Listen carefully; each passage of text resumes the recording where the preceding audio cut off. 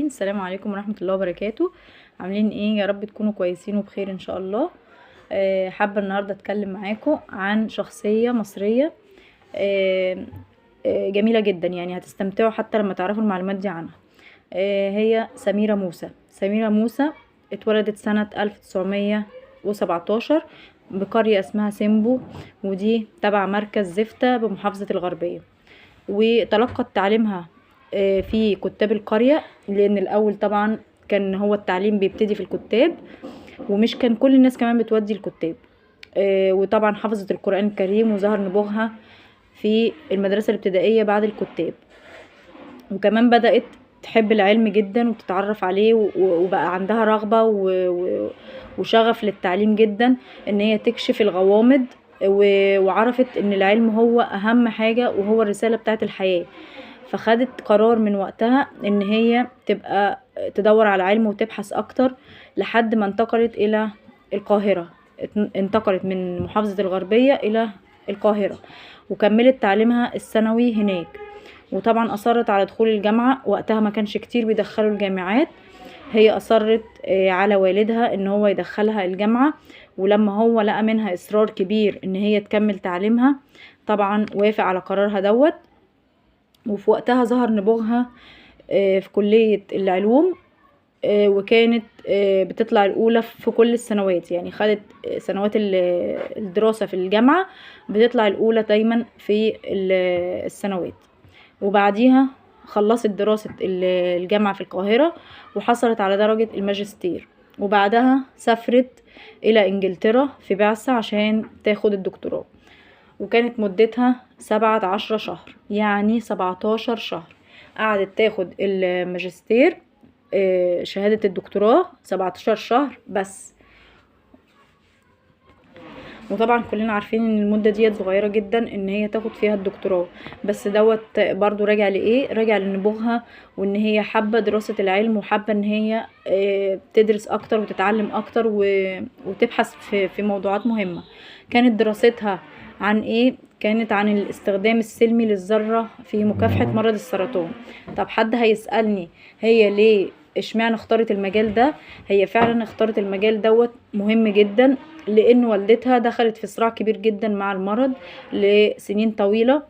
وبعد ما رجعت من انتهاء البعثة بتاعتها بتاعت المنحة الدراسية، رجعت تاني خدت منحة دراسية للولايات المتحدة سنة 1951 علشان تدرس الذرة في جامعة كاليفورنيا.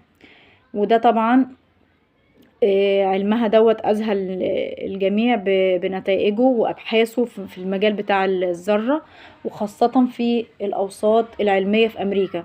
طبعا كانوا مذهولين إن هي مصرية وإن هي بتحقق كل دوت. وكانت بتتأمل أكتر في الجديد، وكانت بتدور على الجديد أول بأول. وطبعا ما كانش عندها استسلام أبدا، وكان عندها دايما شغف إن هي تبحث في المجال وتفيد اكتر وتحقق مجالات اكتر. وطبعا كمان هي درست العلم اللي هي درسته دوت في مجال الذرة، طبعا عشان احنا عارفين مجال الذرة دوت فيه الخير وفيه اللي هو بيهدم البشرية اصلا. فطبعا هي خدت المجال دوت علشان ان هي تنفع بيه البشرية، وان هي تكافح مرض السرطان، وان هي تستخدمه في علاج الامراض دي. وكمان عقدت مؤتمر دولي في كلية العلوم تحت شعار الذرة من أجل السلام. ده برضو اللي بيدعي أو بيؤكد إن هي فعلا كانت بتحاول إن هي تاخد العلم ده لخير للبشرية. وكمان شارك في المؤتمر دوت كبار العلماء طبعا من شتى العالم أو من كل بقاع العالم. وراحت بعديها سافرت لأمريكا تاني عشان تستكمل أبحاثها وتعريف. وطبعا بدأت ان هي تكمل ابحاثها بشغف في امريكا، ورجعت تواصل ابحاثها في الذرة في علم الذرة زي ما قلنا. وبدأت تتبادل الافكار مع الاساتذة بتاعت الجامعة، واطلعت على ابحاث كتيرة. واحدث ما وصلت اليه الذرة طبعا في امريكا. طبعا احنا عارفين ان هم متقدمين شوية، فبدأت ان هي تشوف الابحاث اللي عندهم وصلت لحد ايه. وتتطلع للجديد في المجال. و دي بس نبذة صغيرة كده عن سميرة موسى.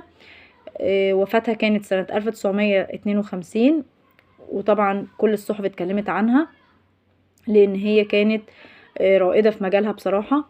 ووفاتها كانت متفاجئة، يعني من سيارتها وقعت من على قمة جبل وطبعا ماتت يعني. وكمان مصر كرمتها، طبعا ما نسيتش جهودها من اجل مكافحة المرض باستخدام الذرة. كمان عملت لها أوسمة، وكتبت في قريتها، عملت قصر ثقافة بيحمل اسمها، وأطلقت طبعا اسمها على مدارس كتيرة في وزارة التربية والتعليم. وطبعا الرئيس الراحل محمد أنور السادات أعطى طبعا لأسرتها وسام العلوم والفنون من الطبقة الأولى عام 1981. وبكده نكون ادينا نبذة بسيطة بس عن النبوية سميرة موسى أسفة، وهي فعلا تستحق ان احنا نتكلم عنها. السلام عليكم ورحمة الله وبركاته.